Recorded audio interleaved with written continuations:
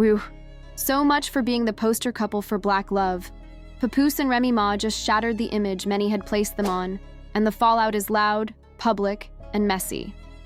What once looked like ride or die devotion has turned into a full-blown social media showdown. Remy's out here calling Papoose dusty and accusing him of chasing attention, while Pap is firing back, branding her manipulative and unfaithful.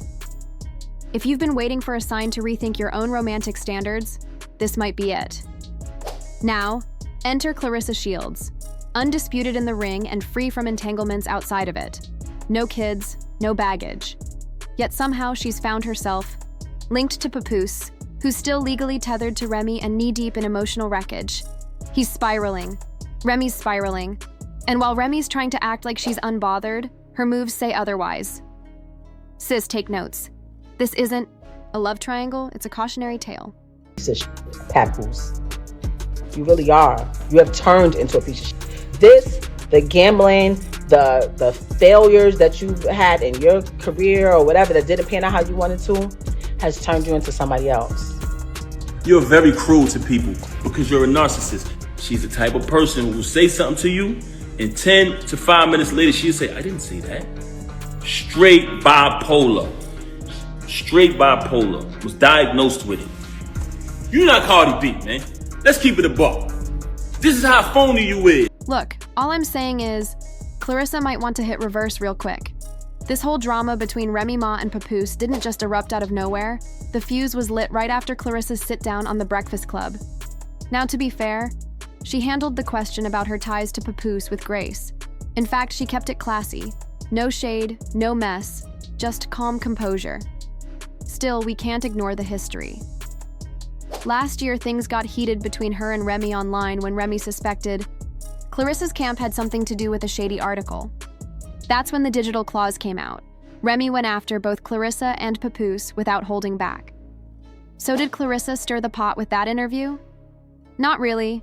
Could she have chosen to stay silent? Possibly. But let's be honest, nothing. She said justified the firestorm Remy unleashed. That said, Clarissa might still want to take a closer look at some of the things Remy threw out there. Not because they were fair, but because they might carry weight worth noticing. Sometimes what people say in anger reveals truths we'd be wise not to ignore. You said earlier there's some things Pap need to handle? I don't know. In his personal life. Oh, yeah, it's the elephant in the room. Like, yeah. but that takes time, and like I said, that's not my place to speak on. You know what I'm saying? Like, I don't have any ill will toward any women, and I don't have any ill will toward her. Nobody shouldn't have any ill will towards me because I ain't do nothing to nobody. I look at it and I feel sorry for old girl. Like, I feel sorry for her. I told Papoose. I told them, why don't you tell this stuff? Why don't you tell your current come up? So that's what it is. Tell your current come up. Don't say nothing about me. You are a world champion. You are accomplished. You have made it from out the ghetto, from the slums, from the depths of Flint, Michigan. You don't got no kids. You have your whole life ahead of you. But why are you attaching yourself to this 47-year-old man that doesn't have anything going, has no career, no job, no income, except for the income that he's claiming off of your percentage because he's your manager? Got you out here talking, looking crazy. He's the one that don't want to sign, don't want to get his stuff out of his ex house. Doesn't be there for his child that he begged for, but telling you he wants another one. Let me guess. He's telling you he want a son, right? He has a son. He has a son. He just doesn't like his son's preference, so he acts like he doesn't have a son. He has a son. We have a son. What are we talking about? I literally told my friends, they was like, yo, you think he ever gonna leave? I was like, when he finds a replacement, when he finds someone who we think he can have doing all the shit that I was doing, then he'll leave. Girl, man, don't nobody fall in love faster than somebody with nowhere to stay. I don't even know who he is today. Let me rephrase that. Because the person that I married in 2008. That's not who this is now. Now he's a wife. Clarissa's not backing down. She's standing firm for Papoose, defending him with full conviction. She came forward to shut down Remy's claims, saying loud and clear that Papoose isn't her manager. Mark Taffet handles her business affairs. And when it comes to her money, she doesn't play. Clarissa also gave Pap his flowers, crediting him for opening doors in her career and helping her land some serious opportunities. As far as she's concerned, he's good. Got his own car, his own home, and a track record that speaks for itself. In her world, everything's aligned. But Remy's not buying it. Her question is simple. If things are that smooth, why hasn't Papoose officially cut ties? According to her, he's been dragging his feet on the divorce until she put him on blast publicly. Only then did the paperwork finally start moving. And honestly, it's giving mixed signals. This is where Clarissa might want to pause and reassess. Because as it stands, she's wading into a storm with deep emotional currents. Remy and Papoose have a long tangled history, and their latest digital clash? Chaotic. But let's be real, this isn't their first social media blow-up. Things spiraled hard when rumors surfaced that Remy was involved with battle rapper Eazy The Block Captain. He's signed to her league, and word on the street was that he was openly claiming a situationship with Papoose's wife. The internet lit up. For many, it was a gut punch, especially considering how fiercely Papoose had held Remy down while she was locked up. We're talking real ride or die. He married her during her 6-year sentence, stood by her through it all, and even stepped back from his own career to be her anchor. So when she allegedly popped out with Eazy, yeah, jaws dropped. But the plot thickened. Because while Remy was doing her time, whispers say Papoose wasn't exactly playing saint either. Turns out, both sides might have had skeletons rattling in the closet. And with all that history, all that pain still simmering beneath the surface, Clarissa might want to think twice. This isn't just gossip. It's a web of loyalty, betrayal, and deep unresolved wounds. If she's not careful, she could end up catching stray flames from a fire that was burning long before she ever stepped into the frame. Guess what? I'm such a real one. I know the procedure when somebody goes to prison. I know the procedure. So it was never about infidelity. When I came home and I went straight through that phone immediately. I know what was up. When I had to fight baby mothers at mother-in-law's houses on Thanksgiving, I knew that girl wasn't lying about what she was saying was going on while I was saying. I knew she wasn't lying. I just was mad. I knew she wasn't lying though. If we keeping it a bean, I knew she wasn't lying. Remy Ma and Papoose's once celebrated black love fairy tale has officially unraveled, and not quietly either. The internet is watching a slow motion implosion, piece by piece, as secrets spill and emotions explode. This isn't just a breakup. It's the public dissection of a bond that once felt bulletproof. It started with Remy revealing that even after her release from prison, Papoose was still in touch with one of his baby mothers. But instead of walking away, Remy stayed. She tried to hold on, to patch things up, but cracks kept forming. One day, a friend from her time behind bars came to visit, someone Remy had always talked about. Papoose didn't think much of it, until that same friend stayed over for multiple nights. When Remy chose to sleep in the guest room with her instead of their bed, multiple times, something shifted. Papoose tried to initiate intimacy, and she kept pulling away.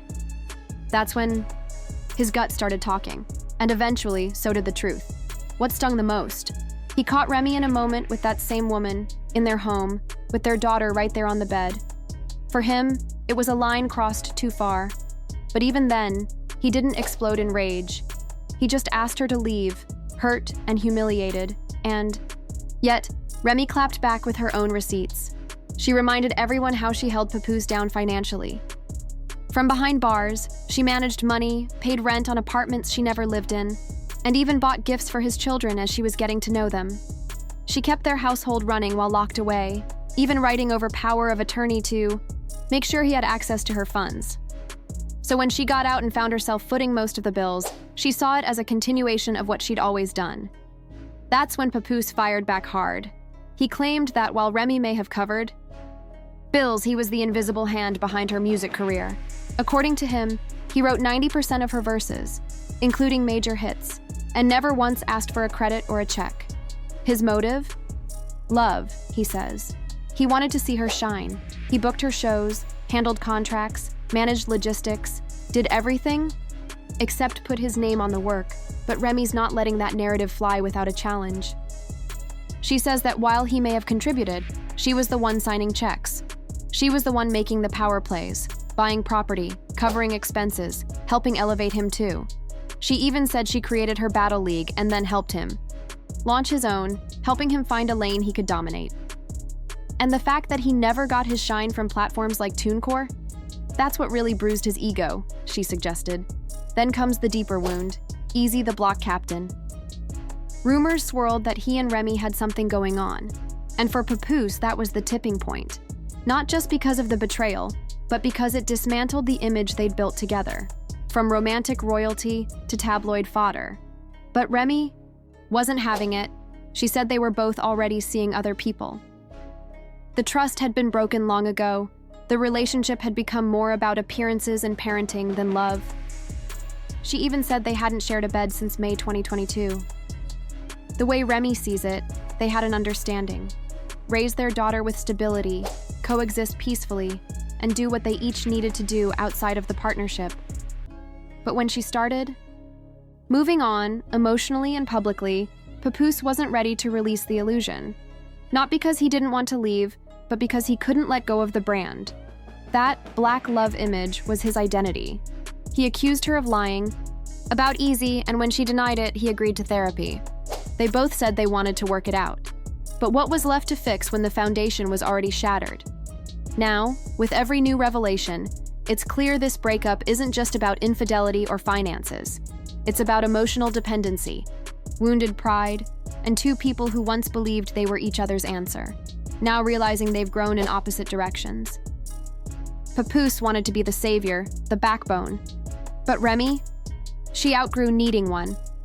So here we are, the curtains lifted, the applause faded, and two people standing on the stage alone, still tethered by a child, a past, and a legacy, but no longer on the same script.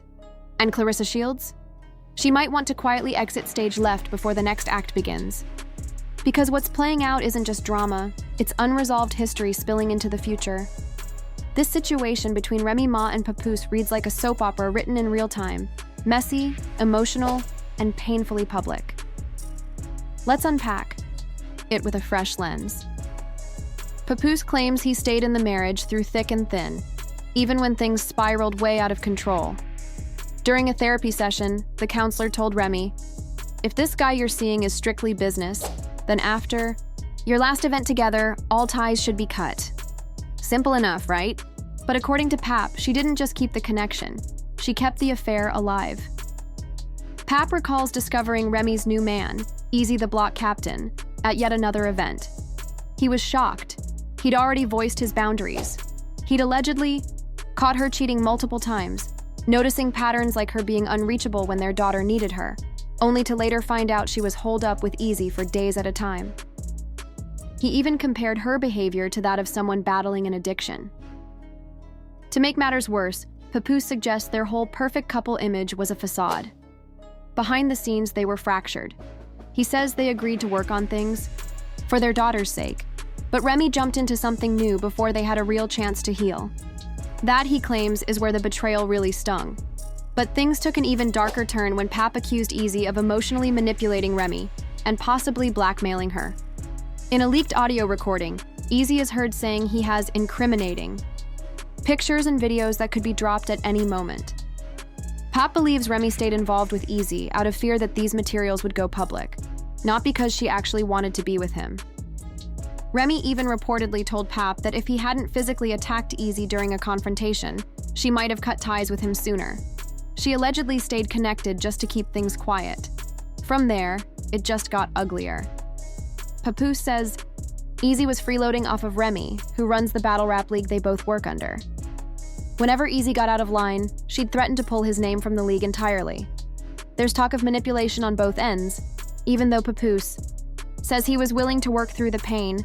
Remy had already emotionally moved on. Pap also accused Eazy of sliding into other women's DMs behind Remy's back, hinting that he might not be as loyal as he seems. Remy and Eazy appear publicly united, but Papoose thinks it's all for show, something to keep him bitter and jealous. Likewise, some believe Papoose's rumored new relationship with Clarissa Shields is nothing more than a counterattack to get under Remy's skin. These two aren't just exes. They're exes at war. They're back and forth on social media. Only fans the flames. He calls out her new man. She accuses him of pawning her jewelry. It's a tit for tat, but now the family's being dragged into it too, especially their daughter, who's witnessing her parents unravel in public. What's clear is that both Remy and Papoose have their share of skeletons. Both made sacrifices. Both caused hurt. And instead of owning their mistakes, they've turned their breakup into a blame game, hoping to sway public sympathy. But here's the truth. Love, betrayal, and ego are a dangerous mix. And in this saga, nobody's hands are clean. I'm with my daughter all the time. I don't just pick her up once a month, if that, and then run to social media and post it to make it seem like I'm the parent of the year. I've seen my daughter more than 3 times this year. He has a son. He acts like he doesn't have a son. He has a son. We have a son who is very much alive and well and probably feels slighted sometimes. It hurts me that I gotta even say this about you, that I gotta even come on this live and do this. But the fact that you tried to mention my children, the fact that you had the audacity to come on here and say, I haven't seen my daughter, when you didn't allow me to see my daughter. You had the audacity to send me a text and tell me not to come to my child's party. Why did you do that? Because I moved on and I wasn't sitting in the house watching my daughter while you run around with this lame, come home to me and say you wasn't with him. You sit here and you want to mention my son. Okay. First and foremost, I love all my kids the same. Anybody who knows me knows that. She tried to go out here and exploit my son. And somebody told me, she said, oh, if he keep talking, I'm going to go on live with his son or whatever. What? You are the one who have malicious things to say about other people's kids. And I don't even want to bring my stepson in it because I know his situation is very serious and I love him. And I love my son the same. I love both of them. But I love my stepson like he my real son because I raised him. Even right now, the situation that he's in, I went to visit him. You didn't even visit him. You waited till I visit him, then you went to visit him. But I love my son, I love my stepson, I love all my kids, I love my daughters, all the same. Like I said, as your kids get older, sometimes y'all have differences because as a parent, certain things you want for them, certain things they want for themselves. But that doesn't change the love. Love all my kids the same. You want to talk about, you want to pretend like you got any type of love for my son? You don't got no love for nobody in my family. You never showed no love for, you had animosity and hatred towards everybody, especially other women. You are a very unhappy individual. This situation is as tangled as it gets. Raw emotions, unresolved trauma, and public drama, all wrapped up in a messy co-parenting war. Let's reframe the chaos with clarity and context. Papoose claims he's being kept from his daughter, and he's clearly hurting. Over and over, he repeats, "She won't let me see my daughter," highlighting the emotional weight of being alienated from his child. But Remy seems to have a different reason. She points to something far more serious: allegations of past abuse involving one of his adopted sisters. According to her, she warned him not to bring their daughter to his mother's house because of concerns about that sister. She says everyone in the family knew, and they had agreed, back when they were together, that their daughter shouldn't be exposed to that environment. That, she says, is why the little girl doesn't really know that side of the family. Papoose, on the other hand, flips the script.